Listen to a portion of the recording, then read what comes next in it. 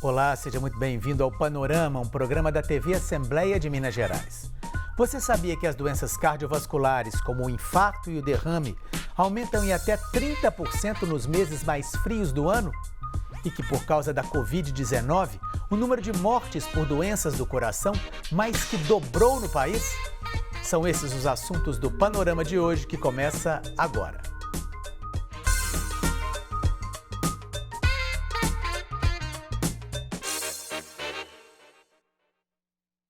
Eu converso com o cardiologista Eduardo Falquetto, que é membro da Sociedade Brasileira de Cardiologia e coordenador do Serviço de Cardiologia do Hospital Felício Roxo, em Belo Horizonte.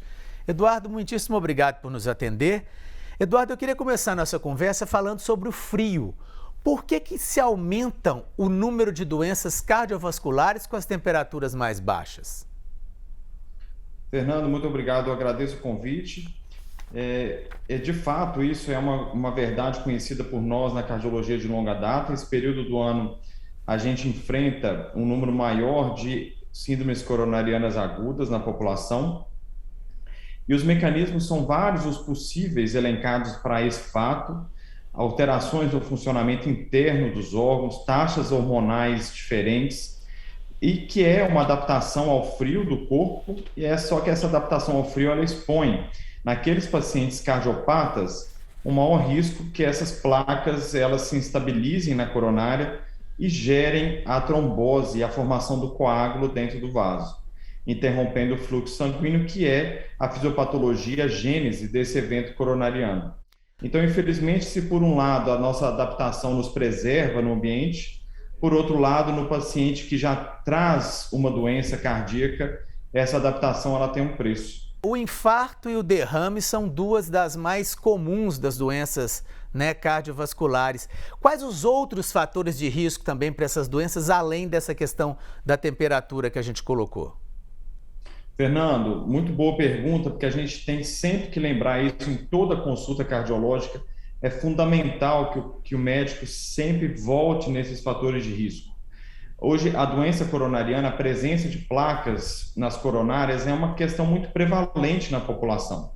Então, com o envelhecimento, se você fizer um exame, você vai notar placas nas carótidas, nas coronárias, nas artérias das pernas. E a diferença vai ser se você vai ser o paciente que uma dessas placas vai gerar um evento, um AVC, se vai gerar uma alteração de perfusão no seu membro com uma ferida que não cicatriza, ou um infarto. Então, o que vai diferenciar o portador da placa daquela pessoa que vai ter um evento sobre a placa interrompendo o fluxo, que é o problema de fato nesses quadros agudos? É justamente esses fatores de risco que você aborda, Fernando. Então, os pacientes hipertensos, os pacientes diabéticos, os pacientes que não têm um hábito de vida saudável com a prática regular de atividade física aeróbica, os pacientes que têm colesterol aumentado no sangue, e tudo isso que não controla, se esses fatores de risco estiverem presentes e eles não estiverem controlados, isso é muito ruim. Infelizmente, Fernando, apesar desses anos todos de pesquisa, desenvolvimento de técnicas, de medicações, a gente continua como a doença cardiovascular como a causa primeira de morte no mundo todo. Pois é justamente por isso que se fala que as doenças cardiovasculares são chamadas as doenças silenciosas? Exatamente, Fernando. Nós dois aqui, a gente tem placas. Se a gente procurar nos exames, nós vamos achar placas, como eu disse, em territórios específicos. A doença ela tem uma predileção por alguns sítios arteriais no corpo. Então, nós vamos achar placas em carótidas, em coronárias, isso é muito comum. Tanto homens quanto mulheres, à medida que eles se envelhecem, eles vão adquirindo placas nesses sítios. Essas placas, elas funcionam, se a gente fizer uma comparação aqui com uma rede urbana de movimentação de veículos, eles funcionam como se fossem quebra-molas nessas avenidas e nessas ruas. Ou seja, o fluxo de carro, ele se dá, às vezes ele alentece um pouco, mas nada que comprometa o ir e vir desse sangue no organismo. No entanto, quando um desses quebra-molas ele instabiliza e gera um coágulo sobre ele, aí sim essa via ela fica completamente interditada.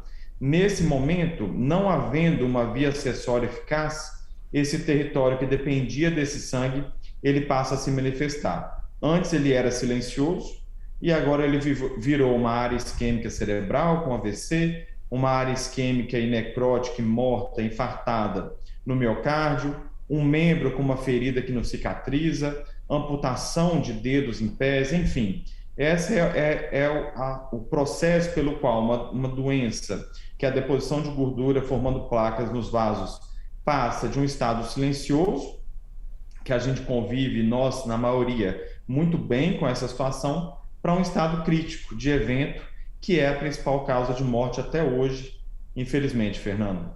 Pois é, vamos ver então alguns números dessas doenças cardiovasculares no Brasil nos últimos anos. Em todo o Brasil, cerca de 14 milhões de pessoas apresentam alguma doença cardiovascular.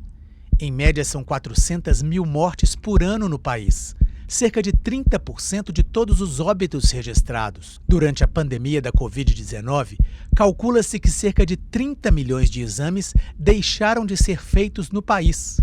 E uma pesquisa da UFMG, UFRJ e Sociedade de Cardiologia apontou para um aumento de 132% no número de óbitos por doenças cardiovasculares durante a pandemia. Eduardo, por que esse aumento de óbitos aí em questão de doenças cardiovasculares? Qual a relação que a pandemia da Covid-19 tem com o infarto, com o AVC e com outras doenças cardiovasculares? Fernando, a pandemia ela significou para nós da cardiologia um grande fator estressor do nosso sistema de atendimento à população. Infelizmente, a população ela se reteve, foi forçada, por uma questão epidemiológica infecciosa, a ficar no seu domicílio, a se isolar. E isso, no primeiro momento, significou uma falta de acesso ao tratamento de uma doença crônica. Então, todo paciente, como a gente já comentou anteriormente, todo paciente portador de uma doença crônica, é fundamental que ele esteja tendo acesso ao sistema de saúde para que essa doença crônica esteja controlada, bem tratada. A gente não cura a doença crônica, mas a gente controla. E ao controlar, você tem uma taxa de evento nessa população semelhante à população geral que não possui a doença crônica. Então, é fundamental o acesso. O que se teve, então, no primeiro momento foi um aumento da incidência de desfechos que eram tratados rotineiramente nos hospitais. Esses desfechos foram acontecendo, foram se avolumando e a gente passou a tratar casos mais graves, com consequências evitáveis se o acesso tivesse sido feito num tempo anterior. Num segundo momento, Fernando, houve o que a gente descobriu observacionalmente nos dados cardiovasculares dos pacientes COVID positivo, é que, na verdade, o vírus e a fisiopatologia da presença das alterações na célula causadas pelo vírus, a gente passou a ter na COVID uma outra doença, um outro fator de risco para os eventos cardiovasculares. Então, se no primeiro momento foi a questão epidemiológica populacional privando o acesso, na segunda ela se tornou um fator de risco em si. Ou seja, o paciente que teve COVID, ele passou a ter desfechos que eram secundários ao fato, desfechos cardiovasculares, eu quero dizer, e secundários ao fato de ter tido COVID. Então, hoje, a gente está nessa segunda onda, vamos colocar assim, do quadro cardiovascular associado à pandemia, que é o tratamento das sequelas e do fator de risco da doença infecciosa, desestabilizando e gerando problemas cardíacos diferentes daquela pessoa que não teve a doença. Então, hoje já é muito comum no seu dia a dia da cardiologia lidar com exames, queixas de pacientes que já tinham alguma doença cardíaca que se agravaram pelo fato de ter tido a pandemia ou que não tinham nada cardiológico e passaram a ter achados em exames, queixas secundários ao vírus e secundário à doença no passado recente. Homens e mulheres apresentam os mesmos sintomas, as mesmas características, seja antes ou seja no evento de uma doença cardiovascular? Você tem, por exemplo, uma ideia de que as mulheres manifestam a doença cardíaca de forma diferente do que os homens. Ou seja, ao abordar um paciente, por exemplo, com dor torácica, o cardiologista deveria ter um enfoque diferente do que ele faz quando o paciente é do sexo masculino. E, na verdade, isso é um viés de publicações e a gente sabe hoje que as manifestações elas são muito parecidas. Então, você vai me perguntar, então, o que que é diferente? Existe, sim, uma curva de incidência de doença cardíaca muito diferente em relação ao sexo, em termos, inclusive, de gravidade, quando essa doença se estabelece.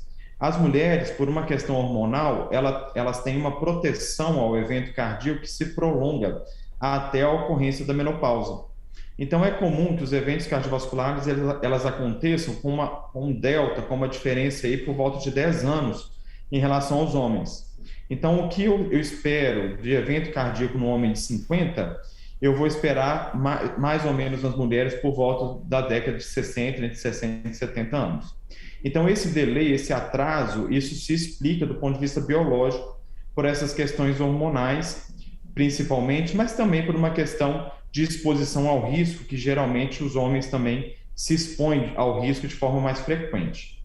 Mas, porém, vale ressaltar aqui, uma vez apresentada a doença, uma vez a pessoa com dor torácica, uma vez a pessoa infartada, é muito importante que o cardiologista trate esse paciente, tanto faz se ele é do sexo masculino ou feminino, porque, infelizmente, nós temos dados que mostram que há atrasos no atendimento de mulheres em função dessa ideia errônea inicialmente de que a dor torácica ela poderia ser avaliada de uma forma menos intensa, com menor gravidade do que se avaliaria num homem. E aí você acaba gerando atraso em atendimento e as mulheres passam a ter desfechos numa taxa maior em função desse tipo de atraso. Mas o senhor falou um pouquinho, eu queria saber agora da importância da rapidez no atendimento e em que a tecnologia hoje pode ajudar vamos dizer assim, para se descobrir ou para se tratar com maior rapidez e maior agilidade e evitar que a situação se torne mais grave. Bom, é muito importante que a doença cardíaca ela não seja menosprezada pelo paciente. Então, um ponto fundamental é que no coração, tempo é músculo. A gente fala isso todos os dias dentro do hospital. O que significa isso? Assim como acontece no cérebro, a taxa de sequela que você tem em função de uma doença cardíaca, ela é proporcional à demora que esse paciente teve, apresentou ou, enfim, ficou sujeito para ser tratado. Então, quanto antes a pessoa acionar o telefone do serviço médico de urgência, quanto antes ele procurar assistência médica, melhor. Esse é o fator que depende do indivíduo. Então, vamos ter muita responsabilidade na abordagem dos nossos parentes idosos em casa, dos nossos familiares com dores no peito. Não vamos subjugar os sintomas, porque esse tempo é melhor você ir 10 vezes ao médico e saber que não é grave, do que se for uma vez grave você atrasar, deixar passar a noite, deixar chegar no pronto atendimento assim que amanhecer o dia. Isso é muito ruim para o prognóstico daquele evento que está acontecendo. Então, o papel do paciente é procurar rapidamente. E, nesse sentido, a busca do serviço médico de urgência, Fernanda, ela é muito bem indicada. Infelizmente, a gente tem muita falta de informação nesse sentido e é comum que os pacientes eles pensem que quanto antes eles entrarem no carro e procurar um hospital, melhor. Muitas vezes a gravidade da doença ela piora porque isso não foi feito com o meio de transporte adequado. Então, se você tiver na dúvida se o seu sintoma ele é de gravidade necessária para procurar um atendimento médico naquele momento, faça uma ligação do SAMU, procure orientações, porque a depender da gravidade, a depender da apresentação, o melhor é você aguardar o serviço médico de urgência em casa. Bom, uma vez com acesso ao sistema de saúde, cabe agora ao provedor do sistema de saúde dar àquele paciente cardiovascular tudo que é necessário do ponto de vista de assistência médica e do ponto de vista de acesso à tecnologia para tratá-lo. E quando está tudo bem, existe uma periodicidade para se buscar o cardiologista? Quando a pessoa não apresentou ainda nenhum sintoma, tem alguma idade que isso deve ser feito com mais frequência? Boa pergunta também, Fernando. Infelizmente, a gente tem visto uma apresentação dos fenômenos coronarianos, principalmente, numa idade cada vez mais precoce. Então, assim, isso é uma notícia triste, muito em função disso que a gente já está colocando, da exposição ao risco, da falta de acesso ao cuidado. Então, nós temos pessoas aí por volta de 40 anos, entre 35 e 40 anos, frequentemente no hospital com eventos coronarianos, algo que há um tempo atrás a gente via numa idade um pouco mais avançada do que isso. Então, a evidência da literatura médica que cuida dessas pessoas mais jovens, ela trata isso muito bem e ela coloca para o cardiologista de forma muito clara quais são os exames necessários nessa idade e o que de fato se justifica como informação relevante para o cuidado dessa população. Então, eu gostaria de salientar que pessoas aí por volta de 35, 40 anos, elas procurem um cardiologista para uma consulta inicial e, a depender do quadro que se estabelece, Fernando, isso vai ser colocado a periodicidade necessária para esse retorno. Então, se você tiver na família alguma história de mortes inexplicadas, se você tiver alguma história na família de infarto precoce, homens com menos de 50 anos tendo infarto, ou mulheres com menos de 60 anos tendo infarto, procure o cardiologista, assim, desde a adolescência já deve estar avaliando isso com o seu pediatra e a partir aí dos 20 anos com um cardiologista. Se você não tem isso na família, a partir dos 35, já procure um cardiologista que, diante do cenário, ele vai estabelecer quando que você tem que voltar para manter esse controle. Eu gostaria de ressaltar aqui, Fernando, que a questão aqui não se trata de fazer exames. É muito comum a população pensar que o que muda a taxa de eventos cardiovasculares é você fazer o famoso check-up com uma série de exames um atrás do outro, com avaliações de cardiologista, ou seja, se eu estou assintomático, eu faço o exame e o exame acaba detectando o meu risco. Na verdade, infelizmente, não é assim, né? Se fosse assim, seria mais fácil da gente prover e diminuir a taxa de infarto. Mas os exames, eles não conseguem, por si só, dar essa garantia. Então, não é a realização de um check-up sem achados de exames que garante que você não vai infartar, não vai ter um AVC. O que garante é uma boa qualidade de vida. Então, isso significa acesso ao médico, a fazer o que o médico pede do ponto de vista de cessação de hábitos ruins para a sua saúde, praticar atividades físicas regularmente. É isso que dá para você a garantia de que essa placa ela não vai estabilizar. Infelizmente, eu digo infelizmente porque se a gente tivesse um exame que mostrasse, olha, essa placa ela vai estabilizar, seria ótimo, seria muito mais fácil, mas esse exame ele não existe. Para finalizar, então, Eduardo, eu queria que você visse com a gente também algumas medidas simples, né, que todo mundo pode fazer em casa para prevenir justamente essas doenças cardiovasculares. Olha só. Abandonar o sedentarismo, o tabagismo e praticar atividades físicas, seguindo orientação médica. Fazer caminhadas pelo menos 3 vezes por semana. Manter uma alimentação saudável, sem gorduras ou frituras, dando preferência às carnes brancas. Inserir vegetais, folhas e legumes nas refeições. Trocar a sobremesa calórica por uma fruta.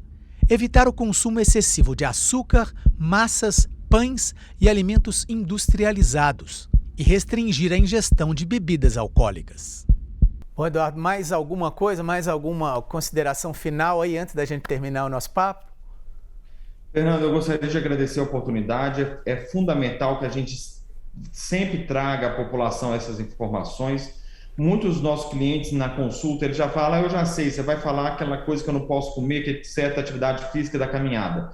Mas isso é muito importante que a gente reforce isso com os clientes. Eu tenho uma experiência muito boa com os nutricionistas, Fernando. Atualmente, os nutricionistas são parceiros fundamentais da clínica cardiológica. Eles ajudam muito a criar um hábito alimentar saudável dentro da realidade de cada paciente. Então, eu sugiro que a gente crie sempre essa rede de profissionais que vão trazer uma prevenção primária bem feita. Isso é fundamental para a gente tirar o infarto, que continua década após década ainda como a principal causa de morte. Então, obrigado pela oportunidade, parabéns pela iniciativa do programa e conte conosco sempre que vocês precisarem, que essa é a nossa missão, tentar conseguir que esses eventos cardiovasculares saiam aí dessa liderança que nos causa tanto incômodo aí no dia a dia da cardiologia.